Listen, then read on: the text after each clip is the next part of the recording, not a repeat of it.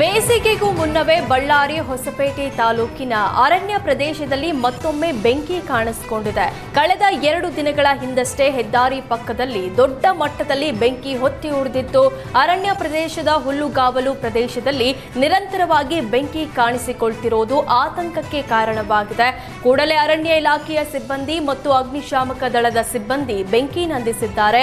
ಬೇಸಿಗೆ ಕಾಲ ಇರೋ ಹಿನ್ನೆಲೆ ಅರಣ್ಯ ಇಲಾಖೆ ಎಚ್ಚೆತ್ತುಕೊಳ್ಳಬೇಕೆಂದು ಪರಿಸರ ಪ್ರೇಮಿಗಳು ಆಗ್ರಹಿಸಿದ್ದಾರೆ.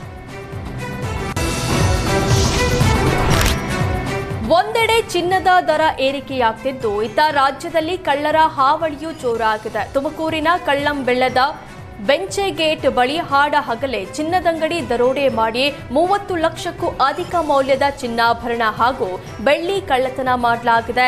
ಜೀಪ್ನಲ್ಲಿ ಬಂದಿದ್ದ 4 ಆಗಂತುಕರು ಜಗತಾಂಬ ಜ್ಯುವೆಲರಿ ಶಾಪ್ಗೆ ನುಗ್ಗಿ ಕೊಳ್ಳೆ ಹೊಡೆದಿದ್ದಾರೆ.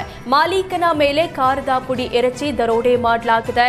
ರಾಜಸ್ಥಾನ ಗ್ಯಾಂಗ್ ದರೋಡೆ ಮಾಡಿದ್ದಾಗಿ ಅನುಮಾನ ವ್ಯಕ್ತಪಡಿಸಲಾಗಿದೆ.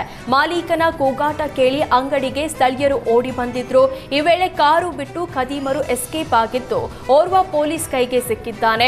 ಕಳ್ಳಂಬೆಳ್ಳ ಠಾಣೆಗೆ ದೂರು ಕೊಡಲಾಗಿದ್ದು, ಪೊಲೀಸರು ತನಿಖೆ ಮುಂದುವರೆಸಿದ್ದಾರೆ.